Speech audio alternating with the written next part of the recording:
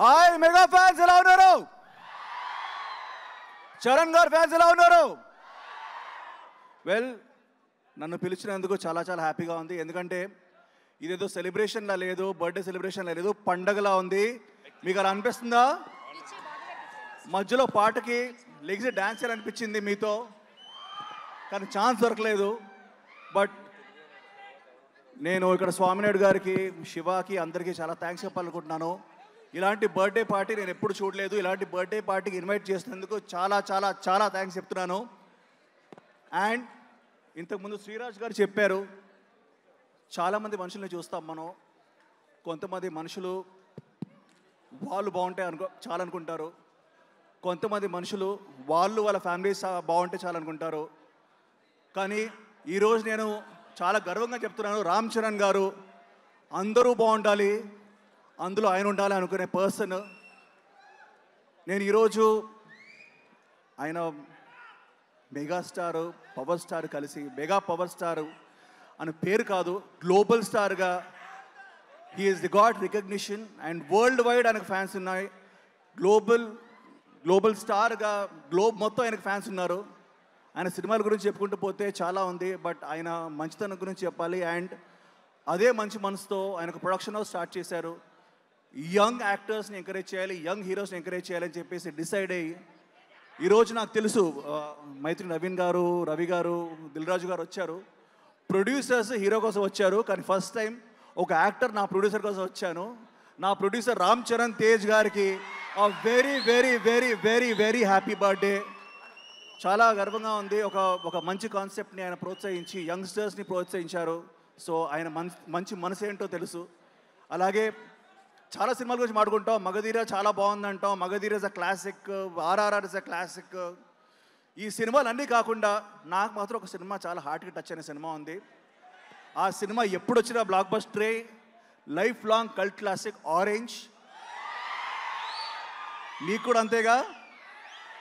ఇప్పటికీ ఫ్రెష్గా ఉండే సినిమా. So I want to thank all of you for inviting me. And Ram Charan గారికి once more very very happy birthday. అందరికీ నమస్కారం అండి. స్టేజ్ పైన ఉన్న పెద్దలందరికీ ఈరోజు ఇక్కడికి రావడం చాలా హ్యాపీగా ఉంది. ముందుగా చరణ్ అన్న many many more happy returns of the day. మీ అందరితో పాటు ఇక్కడ నేను సెలబ్రేషన్లో పాల్గొనడం చాలా హ్యాపీగా ఉంది. ఏవి చూస్తుంటే నాకు చరణ్ అన్న సినిమాలన్నీ నేను సెలబ్రేట్ చేసినవన్నీ గుర్తొచ్చేస్తున్నాయి. ఒకసారిగా నాకు గుర్తండి, తిరుపతిలో గ్రూప్ థియేటర్స్ 2007 సెప్టెంబర్ 28 చాలామంది 100 మంది ఆడ కూర్చొని అందరి డిస్కషన్ అనమాట. అరే చిరంజీవి గారు అబ్బాయి డ్యాన్స్ చేస్తారా, డైలాగ్ బాగా చెప్తాడా, వాళ్ళ నాయనకి మించి చేస్తాడా చేయడా, అన్నీ ఎంతవరకు ఎలా చేస్తాడో అని చెప్పి మొత్తం అందరూ డిస్కషన్లు అన్నీ పెట్టారు. ఆ రోజు మార్నింగ్ సెప్టెంబర్ 28, 2007 చాలామందికి సమాధానం ఇచ్చారు. మిగిలిన వాళ్ళందరికీ 2018 మార్చ్ 30 ఆ రోజు అయితే రంగస్థలం రిలీజ్ రోజు ఇంకెవరు మాట్లాడద్దండి నా గురించి అన్నంత చేసేశారు చరణ్ అన్న జర్నీ నిజంగా మాలాంటి యాక్టర్స్కి చాలా ఇన్స్పైరింగ్ అండి. ఆ 10 ఇయర్స్లో చాలా చూసాం చరణ్ అన్న. ఎందుకంటే మేము ఎప్పుడు అంటే ఊర్లో నుంచి వచ్చినాం, అవన్నీ సినిమాలన్నీ థియేటర్కి వెళ్ళి ఎంజాయ్ చేయడం, ఆ రచ్చ చేయడం దగ్గర నుంచి చూసినప్పుడు మన ఫ్యాన్స్ అందరూ ఏం మాట్లాడుకుంటారని వింటూ ఉంటాం కదా.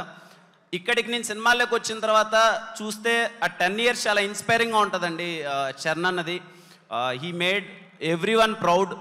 ఈరోజు గ్లోబల్ స్టార్ చరణ్ అన్న చాలామందిని అంటే నాకు తెలిసినంత వరకు ఏ యాక్టర్ అంత రెస్పాన్సిబిలిటీతో లాంచ్ అవ్వలేదు.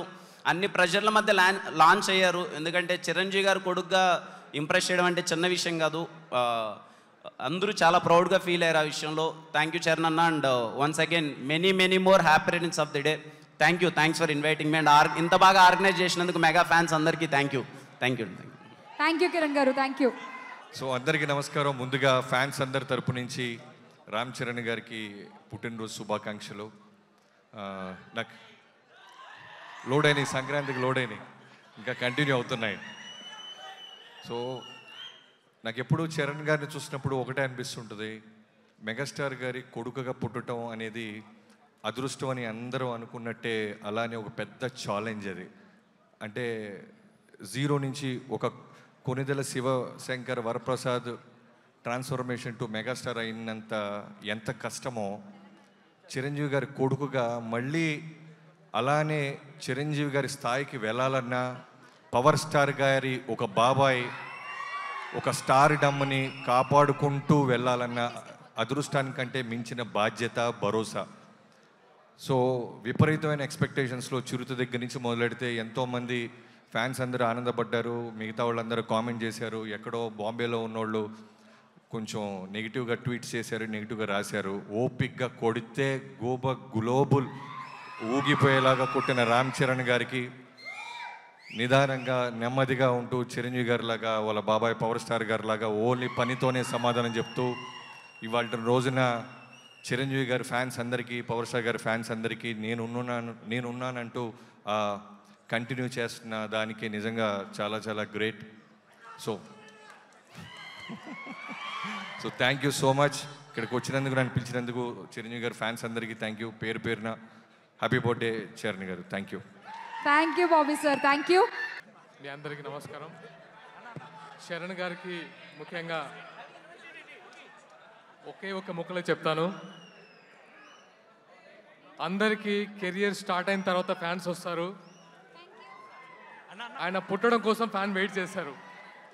సో అలా మేము చిన్నప్పుడు, అంటే సోషల్ మీడియా లేకముందు ఆయనను చూడాలంటే జ్యోతి చిత్ర, సూపర్ హిట్ దాంట్లో వెయిట్ చేసేవాళ్ళం. Okay okay, happy birthday Ram Charan గారు. Hi, hello. మెస్మరైజ్ చేసే మూవీ ముచ్చట్లు, రిలీజ్ అయిన వెంటనే రివ్యూస్, మీ అభిమాన తారల రియల్ స్టోరీస్, సినిమా సమాచారం ఏదైనా క్షణాల్లో మీ చెంతకు. మరింకెందుకు ఆలస్యం, యోయో సినీ టాకీస్ ని సబ్స్క్రైబ్ చేసుకోండి. హలో హలో నోటిఫికేషన్ కోసం గంట కొట్టడం అస్సలు మర్చిపోకండి.